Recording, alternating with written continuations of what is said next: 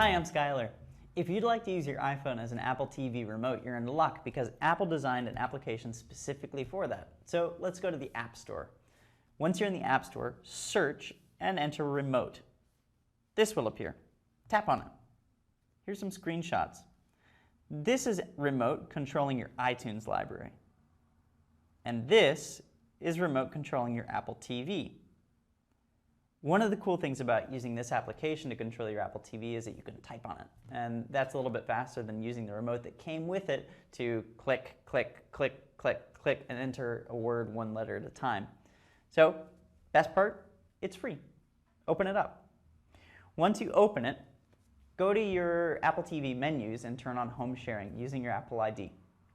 Once you do that, you'll see your Apple TV appear right here. Tap on it, connect, and you're good to go. Thanks for watching. I'm Skylar.